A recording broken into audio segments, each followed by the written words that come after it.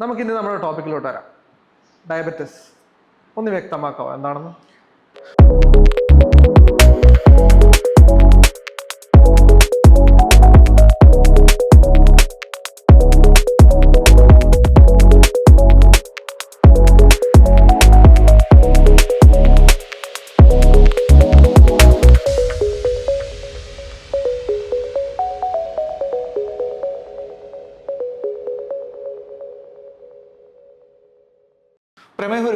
Diabetes ഒരു വലിയൊരു umbrella ടേമാണ്. അപ്പോൾ നമ്മൾ സംസാരിക്കുന്ന ഡയബറ്റീസ് ടൈപ്പ് 2 ഡയബറ്റീസ് ആണ്. നമ്മൾ പൊതുവെ സംസാരിക്കുന്നത്, നമ്മൾ ചോദിക്കും, ഇപ്പോൾ ഡേവിസെ നിങ്ങൾക്ക് ഇപ്പോൾ 30+ ഒരാളാണ്, ഡയബറ്റീസ് ഉണ്ടോ, ഹൈപ്പർ ടെൻഷൻ ഉണ്ടോ എന്ന് ചോദിക്കുന്നത്, ആ ചോദിക്കുന്ന ഡയബറ്റീസ് ടൈപ്പ് 2 ആണ്. Type 2 diabetes. സ്വാഭാവികമായി ക്വസ്റ്റ്യൻ ചോദിക്കും ടൈപ്പ് 1 ഉണ്ടോ. ടൈപ്പ് 1 ഡയബറ്റീസ് ഉണ്ട്, ടൈപ്പ് 2 ഡയബറ്റീസ് ഉണ്ട്, ടൈപ്പ് 1.5 ഡയബറ്റീസ് എന്ന് പറയുന്ന സാധനമുണ്ട്, ടൈപ്പ് 5 ഡയബറ്റീസ് ഉണ്ട്. ഇപ്പോൾ IDF ടൈപ്പ് 5 ഡയബറ്റീസ് കൂടി ഇന്റർനാഷണൽ ഡയബറ്റീസ് ഫോറം എന്ന് പറഞ്ഞിട്ടുള്ള ഒരു കൺസോർഷ്യം ഉണ്ട്. ഒരു ടൈപ്പ് 5 ഡയബറ്റീസ് പോലും പറയുന്നു. പക്ഷെ നമ്മളെ സംബന്ധിച്ചിടത്തോളം നമുക്ക് ഏറ്റവും കൂടുതൽ, ഇപ്പൊ 100 പേര് എടുത്താൽ 90 മുകളിൽ ആൾക്കാരുള്ളത് ടൈപ്പ് 2 ഡയബറ്റീസ്. അപ്പൊ നമ്മൾ കൂടുതൽ സംസാരിക്കാൻ പോകുന്ന ഡയബറ്റീസ് ടൈപ്പ് 2 ഡയബറ്റീസ്. ഓക്കെ, അപ്പോൾ ഫണ്ടമെന്റലി വ്യത്യാസങ്ങൾ പറയാം. ടൈപ്പ് 1 ഡയബറ്റീസ് എന്ന് പറയുന്നത് കൂടുതലും ചെറുപ്പക്കാരിലാണ് കാണുന്നത്, ഒരു യങ്ങർ പോപ്പുലേഷനിലാണ് നമുക്ക് കാണുന്നത്. ടൈപ്പ് 1 എന്ന് പറയുന്നത് ഒരു ഓട്ടോ ഇമ്മ്യൂൺ ഡിസീസിന്റെ ഭാഗമായിട്ടാണ്. അതായത് നമ്മുടെ പ്രതിരോധ ശേഷിയുടെ ഒരു ചെറിയ കാര്യങ്ങൾ കൊണ്ട് നടക്കുന്ന ഒരു പാൻക്രിയാസിൽ, നമ്മുടെ ഇൻസുലിൻ പ്രൊഡ്യൂസ് ചെയ്യുന്ന ഗ്രന്ഥിയാണ് പാൻക്രിയാസ്. ഇൻസുലിൻ പ്രൊഡ്യൂസ് ചെയ്യുന്ന പാൻക്രിയാസിലെ ബീറ്റാ സെൽ എന്ന് പറയുന്ന കോശങ്ങളെ നശിപ്പിച്ചുകൊണ്ട് കംപ്ലീറ്റ്ലി ഒരു ഇൻസുലിൻ ഇല്ലാത്ത അവസ്ഥ ഉണ്ടാകുന്ന രോഗമാണ് ടൈപ്പ് 1. അത് വളരെ ക്ലിയർ ആയിട്ട് നമുക്ക് മാറ്റി നിർത്താം. ഒരു കാര്യം ഇടയ്ക്ക് വെച്ചോട്ടെ, പാൻക്രിയാസ് എന്ന് പറഞ്ഞ ഗ്രന്ഥിയിലുള്ള ബീറ്റാ സെല്ലില്ലാത്തതാണ് ഇത് ബീറ്റാ സെല്ലാണോ ഇത്? ബീറ്റാ സെല്ലാണ് നമുക്ക് ഇൻസുലിൻ ഉണ്ടാക്കുന്നത്. വേറെ സെല്ലുകളുണ്ട്, ആൽഫ സെൽസ് ഉണ്ട്, ഡെൽറ്റ സെൽസ് ഉണ്ട്, ഗാമ സെൽസ് ഉണ്ട്. അപ്പോൾ പല ഹോർമോൺസ് അവിടെ ഉണ്ടാക്കപ്പെടുന്നുണ്ട്. അപ്പൊ ഇവരുടെയൊക്കെ വ്യത്യസ്ത അളവിലുള്ള പ്രവർത്തനങ്ങളാണ് നമ്മൾ പറയുന്ന ഹോമിയോസ്റ്റാസിസ്, അല്ലെങ്കിൽ ഒരു ക്രമാവസ്ഥ നിലനിർത്തുന്നത്. ഇക്വിലിബ്രിയം എന്നൊക്കെ പറയാം, ഒരു ഹോമിയോസ്റ്റാസിസ് എന്നൊക്കെ പറയുന്ന അവസ്ഥ നിലനിർത്തുന്നത്. അപ്പൊ അവിടെ ബീറ്റാ സെല്ലിന്റെ കംപ്ലീറ്റ് ഡിസ്ട്രക്ഷൻ നടന്ന എന്താണ്? ഒരു ഇൻസുലിൻ ഇല്ലാത്ത അവസ്ഥയാണ്. ഇൻസുലിൻ എന്ന് പറഞ്ഞാൽ വെള്ളം പോലെയോ വായു പോലെയോ വളരെ ജീവൻ നിലനിർത്താൻ അത്യാവശ്യമുള്ള ഒരു കാര്യമാണ് നമ്മുടെ ഒരു ജീവിതം വെച്ച് നോക്കുമ്പോൾ. കാരണം എന്താ, നമ്മുടെ മെറ്റബോളിസത്തിന്റെ പ്രൈമറി ഡ്രൈവറാണ് ഇൻസുലിൻ. അയാളില്ലാത്തൊരവസ്ഥ എന്ന് പറയുന്നത് നമുക്ക് ബുദ്ധിമുട്ടുള്ള ഒരവസ്ഥയാണ്. ഈ ഇൻസുലിൻ അതായത് വായു പോലെയാണ്, വെള്ളം പോലെയാണെന്ന് പറയുമ്പോൾ ഒരാളുടെ ജീവിതത്തിൽ എപ്പോഴും, അതായത് ശരീരത്തിൽ എപ്പോഴും ഇൻസുലിൻ ഉണ്ടാവും അല്ലേ? വേണം. അപ്പൊ ഇൻസുലിൻ എന്താണ് ചെയ്യുന്നത്? ഈ how does it facilitate insulin നിങ്ങളുടെ ഗ്ലൂക്കോസ്, അതായത് ഗ്ലൂക്കോസ് ശരീരത്തിന് വളരെ അത്യാവശ്യമാണ്. അത് നമുക്ക് എല്ലാവർക്കും അറിയാം. ഗ്ലൂക്കോസ് ഉപയോഗിക്കപ്പെടണം, ഗ്ലൂക്കോസ് കുറയ്ക്കണം. നമ്മൾ ഭക്ഷണം കഴിച്ചു, അത് ഉപയോഗിക്കപ്പെടണം. ഈ ഉപയോഗിക്കപ്പെടുന്നതിൽ ഏറ്റവും ഇമ്പോർട്ടന്റ് ആയിട്ടുള്ള ഹോർമോണാണ് ഇൻസുലിൻ, അല്ലെങ്കിൽ കെമിക്കലാണ് ഇൻസുലിൻ. ഉപയോഗപ്പെടുത്താൻ വേണ്ടി സഹായിക്കുന്നതാണ്. ഇപ്പൊ ഇൻസുലിൻ ഉണ്ടെങ്കിൽ മാത്രമാണ് പലർക്കും ജോലികളുണ്ട്. മസിലിന് ജോലിയുണ്ട്, കോശങ്ങൾക്ക് ജോലിയുണ്ട്, ലിവറിന് ജോലിയുണ്ട്. എല്ലാവർക്കും ഈ ഗ്ലൂക്കോസ് മെറ്റബോളിസത്തിനെ മാനേജ് ചെയ്യാനുള്ള ജോലിയുണ്ട്. ഇവരുടെ എല്ലാവരുടെയും ഒരു മാസ്റ്ററായിട്ട് വർക്ക് ചെയ്യുന്ന ഒരാളാണ് ഇൻസുലിൻ. അപ്പൊ ഇൻസുലിൻ ഇല്ല എന്ന് പറയുമ്പോൾ ആ ഗ്ലൂക്കോസ് മെറ്റബോളിസത്തിന്റെ വലിയൊരു ഏരിയ ഡെഫിസിറ്റ് ആണ്, വർക്ക് ചെയ്യുന്നില്ല. അപ്പം ഒരു മരണം വരെ ഉണ്ടാക്കാവുന്ന അവസ്ഥയാണ് അതായത് ടൈപ്പ് 1 ഡയബറ്റീസ് എന്ന് പറയുന്നത്. ടൈപ്പ് 1 ഡയബറ്റീസിന്റെ ഒരു ചെറിയ ഭാഗമാണെന്ന് പറഞ്ഞു. നമുക്ക് ടൈപ്പ് 2 പോകാം. ടൈപ്പ് 2 ഒന്ന് പറയാമോ? ടൈപ്പ് 2 എന്ന് പറയുന്നത് ബേസിക്കലി ഇൻസുലിൻ ഉണ്ട്, പക്ഷെ ഇൻസുലിൻ കൃത്യമായി പ്രവർത്തിക്കുന്നില്ല. അപ്പൊ ശരീരത്തിൽ ഇൻസുലിൻ ഉണ്ട്. അപ്പോൾ എങ്ങനെയാണ് ഇൻസുലിൻ പ്രവർത്തിക്കുന്നത്? ഇൻസുലിൻ നമ്മൾ പറഞ്ഞു, നമ്മുടെ ഗ്ലൂക്കോസ് അബ്സോർപ്ഷൻ നടന്നു, കോശങ്ങളിലേക്കൊക്കെ ഗ്ലൂക്കോസ് പോയി. പക്ഷെ അവിടെ ഒരു ലോക്ക് ഉണ്ട്. കോശത്തിന്റെ ഉള്ളിലേക്ക് ഗ്ലൂക്കോസ് കയറണമെങ്കിൽ ഒരു പൂട്ടുണ്ട് എന്ന് വിചാരിക്കാം. ഇതിന്റെ താക്കോലാണ് ഇൻസുലിൻ. അപ്പോൾ ഇൻസുലിൻ ഉണ്ട്, പക്ഷെ കോശങ്ങൾക്ക് ഇൻസുലിൻ അത് ഉപയോഗിച്ചുകൊണ്ട് ആ ലോക്കിനെ തുറക്കുന്നില്ല. ആ സ്റ്റേറ്റ് ഉള്ള ഒരവസ്ഥയാണ് ടൈപ്പ് 2. അപ്പൊ അത് രണ്ട് രീതിയിലാണ്. അതായത് നിങ്ങൾക്ക് ഇൻസുലിൻ ഉപയോഗിക്കപ്പെടുന്നില്ല, ഈ സെൻസ് എവിടെ പോകുന്നു, എഗെയിൻ നമ്മൾക്ക് നമ്മളുടെ സിസ്റ്റത്തിൽ മനസ്സിലാക്കുന്നു, അപ്പോൾ അവിടെ ഉപയോഗിക്കുന്നില്ല എന്ന് പറഞ്ഞിട്ട് വീണ്ടും ഇൻസുലിൻ ഉൽപ്പാദിപ്പിച്ചുകൊണ്ടേയിരിക്കും. സോ ബേസിക്കലി ടൈപ്പ് 2 എന്ന് പറയുന്നത് ഇൻസുലിൻ ഡെഫിഷ്യന്റ് ആവുന്നത് കുറെ കഴിയുമ്പോഴാണ്. ഓക്കെ, അങ്ങനെ മനസ്സിലാക്കിയപ്പോഴാണ് നമ്മൾ ഇൻസുലിൻ റെസിസ്റ്റൻസിനെ കുറിച്ച് പഠനങ്ങളിലേക്ക് പോയി. ഇൻസുലിൻ ഉണ്ട്, പക്ഷെ എന്താ പ്രവർത്തിക്കുന്നില്ല. അപ്പൊ നമുക്ക് ഇൻസുലിനൊക്കെ ഒരു എനിക്ക് തോന്നുന്നത് 1970-80 ഒക്കെ എത്തിയപ്പോഴേക്കും റേഡിയോ ഇമ്മ്യൂണോ അസേ ഒക്കെ വന്നപ്പോൾ അതൊരു ലബോറട്ടറി ടെക്നിക്കാണ് കെമിക്കൽസിനെ മനസ്സിലാക്കാനുള്ളത്. അങ്ങനെ വന്നപ്പോൾ ഇൻസുലിനെ നമുക്ക് ക്വാണ്ടിഫൈ ചെയ്യാൻ പറ്റി. ഇൻസുലിനെ ക്വാണ്ടിഫൈ ചെയ്യാൻ പറ്റിയപ്പോഴാണ് നമുക്ക് ടൈപ്പ് 2-ന്റെ റീസൺ ഇൻസുലിൻ ഉണ്ട് പക്ഷെ പ്രവർത്തിക്കുന്നില്ല എന്ന് മനസ്സിലാക്കാൻ കഴിഞ്ഞു. അപ്പൊ ഇന്ന് ടൈപ്പ് 2 ഡയബറ്റീസ് എന്ന് പറയുന്നത് ഇൻസുലിൻ റെസിസ്റ്റൻസ് എന്ന് പറയുന്ന ഒരവസ്ഥയുടെ മുന്നോട്ടുള്ള പോക്കാണ്. അപ്പൊ ഇനീഷ്യൽ സ്റ്റേജ് ഇൻസുലിൻ റെസിസ്റ്റൻസ് ആണ്. അന്ന് ഡയബറ്റീസ് ഉണ്ടാവണമെന്ന് പോലും ഇല്ല, പ്രത്യക്ഷത്തിൽ ഷുഗർ കൂടണമെന്ന് പോലും ഇല്ല. അപ്പൊ ടൈപ്പ് 2 ഡയബറ്റീസ് എന്ന് പറയുന്നത് നമുക്കൊരു വ്യക്തിയുടെ ജീവിത കാലഘട്ടം എടുക്കാം. അയാളുടെ ജീവിതത്തിൽ അയാൾ തുടങ്ങുന്നത് വളരെ കൃത്യമായിട്ട് അയാളുടെ ശരീരത്തിന് ഗ്ലൂക്കോസിനെ മാനേജ് ചെയ്യാൻ പറ്റുന്ന ഒരവസ്ഥയുണ്ട്. അതിന് ഇപ്പോൾ നമ്മൾ എക്സാമ്പിൾ പറയാം, നമുക്ക് ട്രാഫിക് ലൈറ്റ് എടുക്കാം. ഇതൊരു പച്ച സ്റ്റേജാണ്, വളരെ സ്മൂത്ത് ആയിട്ട് പോകുന്ന ഒരു സ്റ്റേജാണ്. അത് കഴിയുമ്പോഴാണ് നമ്മൾ ഒരു ഇൻസുലിൻ റെസിസ്റ്റൻസോ പ്രീ ഡയബറ്റീസ് എന്ന് പറയുന്ന ഒരു സ്റ്റേജോ ഒക്കെ ഉള്ളത്. ഇപ്പൊ ഡയബറ്റീസ് പ്രത്യക്ഷത്തിൽ അങ്ങനെ കാണാനില്ല, എന്നാൽ എന്തോ പ്രശ്നങ്ങളുണ്ട്, അങ്ങനെ ഒരു സ്റ്റേജ് ഉണ്ട്. അത് കഴിഞ്ഞ് ഡയബറ്റീസ് എന്ന് പറയുന്നത് ഡിഫൈൻ ചെയ്യുന്നതാണ്.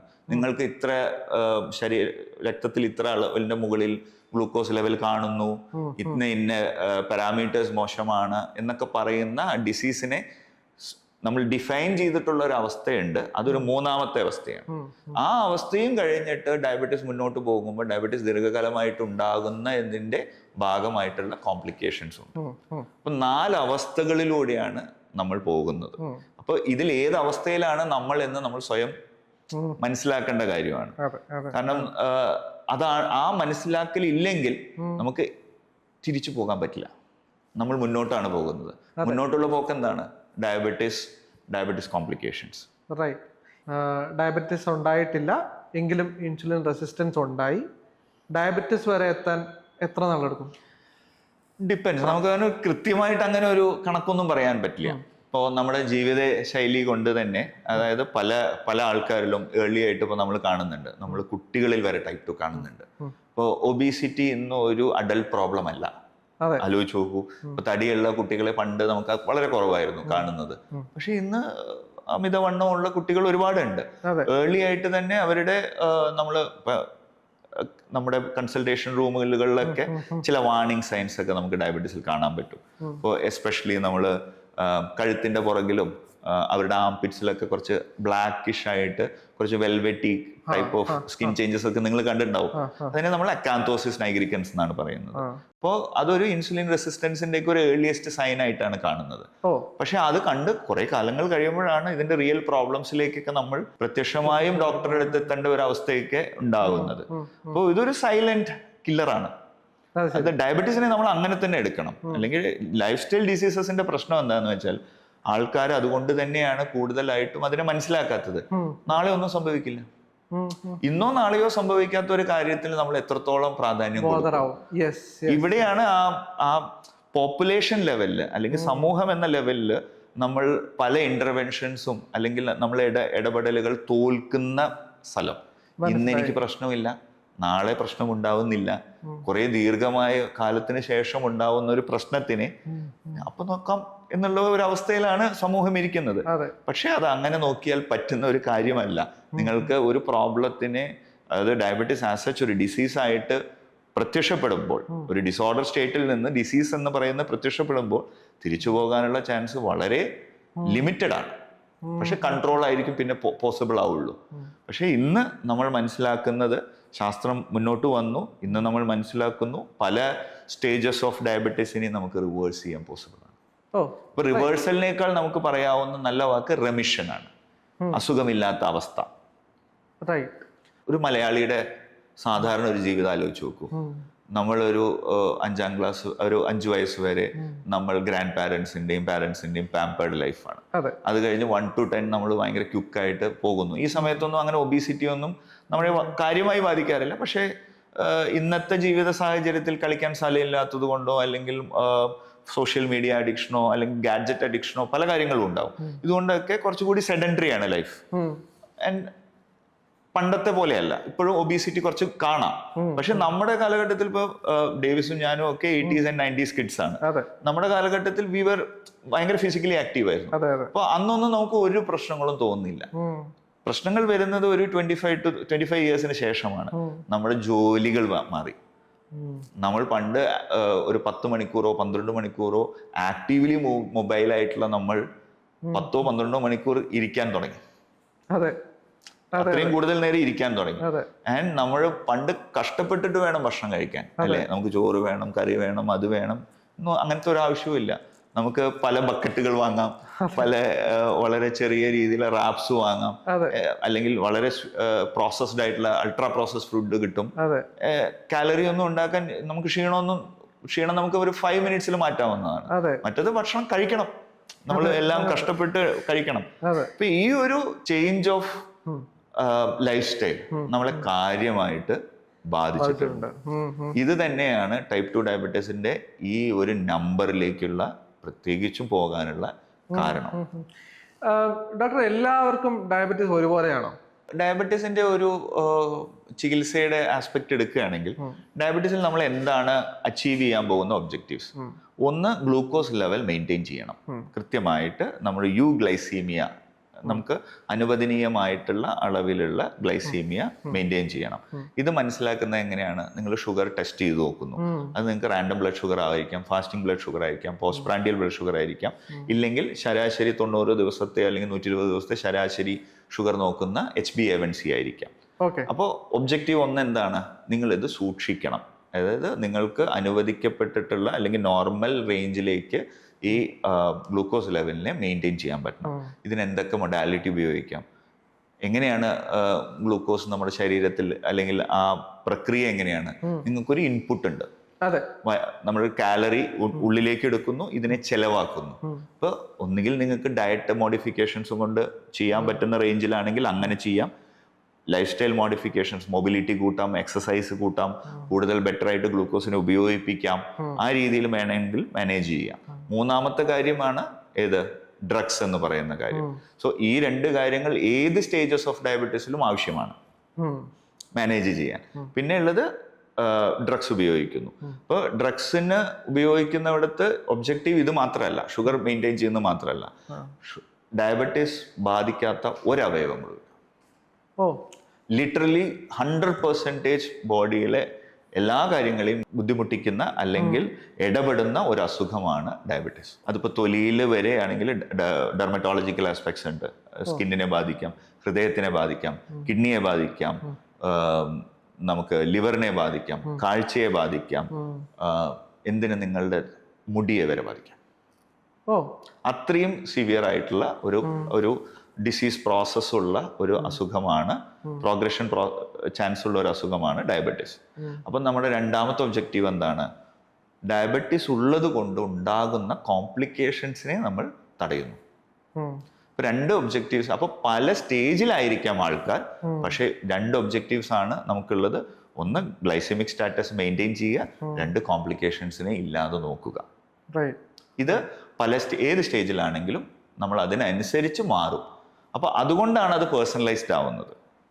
ഓക്കെ 45 വയസ്സ് ഉള്ള ഒരു പുരുഷൻ ഓടാനും ചാടാനും ഭക്ഷണക്രമങ്ങളും ഒക്കെ ചെയ്യാൻ പറ്റുന്ന ഒരാളിൽ നിന്ന് 73 വയസ്സിലുള്ള ഒരു മുത്തശ്ശിയിലെത്തുമ്പോൾ അസുഖത്തിന്റെ ചികിത്സ മാറുകയാണ്.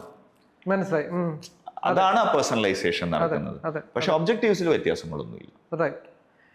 ഡോക്ടർ, നമ്മളിത് പറഞ്ഞു തുടങ്ങിയപ്പോൾ, ഡയബറ്റീസിന്റെ കാര്യം പറഞ്ഞു തുടങ്ങിയപ്പം ഡോക്ടർ ടൈപ്പ് 1നെ കുറിച്ച് പറഞ്ഞു, ടൈപ്പ് 2വിനെ കുറിച്ച് പറഞ്ഞു, ടൈപ്പ് 1.5 1.2വിനെ കുറിച്ച് പറഞ്ഞു, ടൈപ്പ് 5നെ കുറിച്ച് പറഞ്ഞു. ഇതിന്റെ ഇടയ്ക്ക് ടൈപ്പ് 3, 4 എന്നുള്ളതുണ്ടോ? 3C എന്നൊക്കെ പറയുന്നതൊക്കെ ഉണ്ട്. അതായത് പാൻക്രിയാറ്റിക് ഡയബറ്റീസ് എന്നൊക്കെ പറയുന്ന പ്രത്യേകിച്ചും ഓരോ സ്പെസിഫിക് ആയിട്ടുള്ള കാര്യങ്ങളുണ്ട്. പക്ഷെ നമ്മളെ സംബന്ധിച്ചിടത്തോളം നമ്മളൊരു പൊതുജനത്തിന്റെ ആസ്പെക്ട്സ് എടുക്കുകയാണെങ്കിൽ ഇതെല്ലാം പ്രാക്ടീസിങ് ഡോക്ടേഴ്സിനോ എൻഡോക്രൈനോളജിസ്റ്റുകൾക്കോ പോപ്പുലേഷൻ ലെവലിൽ നോക്കുന്ന ആൾക്കാർക്കൊക്കെ മാത്രമാണ് ഇത് റെലവെന്റ് ആയിട്ടുള്ളത്. ഒരു കോമൺ മാനെ സംബന്ധിച്ചിടത്തോളം ടൈപ്പ് 1ഉം ടൈപ്പ് 2ഉം മാത്രം അറിഞ്ഞാലും ഒരു പ്രമേഹത്തിന്റെ ഏകദേശം ഒരു രൂപമൊക്കെ കിട്ടും. ഈ കാര്യങ്ങൾ നമുക്ക് അറിയാൻ താല്പര്യമുള്ളതാണ്. നമുക്ക് അത് ഡീറ്റെയിൽഡ് ആയിട്ട് മുന്നോട്ട് പോകണമെങ്കിൽ കുറച്ച് ജനിതകമായ കാര്യങ്ങളെ കുറിച്ച് പഠിക്കാൻ പറ്റണം. ഇന്ത്യ അല്ലെങ്കിൽ സൗത്ത് ഈസ്റ്റ് ഏഷ്യ എന്ന് പറയുന്ന ഒരു പെർട്ടിക്കുലർ ജോഗ്രഫിയിൽ ഉണ്ടാകുന്ന കാര്യങ്ങളെ കുറിച്ച് നമുക്ക് മനസ്സിലാവണം. കാരണം അതിലൊരു എക്സാമ്പിൾ പറയാം. ഇപ്പോൾ BMI എന്ന് പറയുന്ന ഒരു പാരാമീറ്റർ ഉണ്ട്, ബോഡി മാസ് ഇൻഡെക്സ്. അത് നമ്മളുടെ വെയിറ്റിനെയും ഹൈറ്റിനെയും ഡിപ്പെൻഡ് ചെയ്തിട്ടുണ്ടാവുന്ന ഒരു നമ്പറാണ്. ലോകത്തെ എല്ലാ സ്ഥലത്തും 25 എന്ന് പറയുന്നതാണ് 25 ഒരു ശരാശരി നല്ല BMI ആണെങ്കിൽ അതൊരു സൗത്ത് ഈസ്റ്റ് ഏഷ്യന് 23 അപ്പൊ എന്തോടെ ഒരു പ്രത്യേകതയുണ്ട്. അപ്പൊ ഈ പ്രത്യേകതകളും കൂടി നമുക്ക് മനസ്സിലാക്കിയൊക്കെ വരുമ്പോഴാണ് ഇത്തരം ടൈപ്പ് 1 എന്താണ്, ടൈപ്പ് 1.5 എന്താണ്, ടൈപ്പ് 3C എന്താണ്, ടൈപ്പ് 5 എന്താണ് എന്നൊക്കെ പറയുന്നതിന്റെ കൃത്യമായ ബോധ്യം നമുക്ക് ഉണ്ടാവുള്ളൂ. അത് നമുക്ക് കൂടുതലായിട്ട് അടുത്ത കാര്യങ്ങളിലേക്ക് വരുമ്പോൾ നമുക്ക് ഡീറ്റെയിൽ ആയിട്ട് സംസാരിക്കാം. നമ്മൾ കോമൺ മാനെ സംബന്ധിച്ചിടത്തോളം ടൈപ്പ് 2 അതെപ്പോഴും അത് വളരെ ഇമ്പോർട്ടൻ്റ് ആണ്. ടൈപ്പ് 2 ആണ് നമുക്ക് തിരുത്തപ്പെടാൻ കഴിയുന്ന ഡയബറ്റീസ്. തിരുത്താൻ പറ്റുന്നതല്ലേ നമ്മൾ മനസ്സിലാക്കിയിട്ട് ഏറ്റവും കൂടുതൽ മനസ്സിലാക്കേണ്ടത്. അതെ, അതായത് നമുക്ക് ഡയബറ്റീസിനെ കുറിച്ച് ഇനി ഒത്തിരി കാര്യം പറയാനുണ്ട്. പക്ഷെ ഒരു കാര്യം ഉറപ്പാണ്, ഡയബറ്റിസ് ടൈപ്പ് 2 എന്ന് പറയുന്നത് നമുക്ക് എല്ലാവർക്കും വരാൻ സാധ്യതയുള്ള ഒരു അസുഖമാണ്. അതിനെക്കുറിച്ച് കുറേ കാര്യങ്ങൾ ഡോക്ടർ പറഞ്ഞു. അതിൽ ഏറ്റവും പ്രധാനപ്പെട്ട കാര്യം നമുക്കത് വരാതിരിക്കാൻ പറ്റും എന്നുള്ളതാണ്. നമ്മൾ തന്നെ വിചാരിച്ചാൽ നമുക്കത് വരാതിരിക്കാൻ പറ്റും. അടുത്ത എപ്പിസോഡിൽ കാണാം. ബൈ.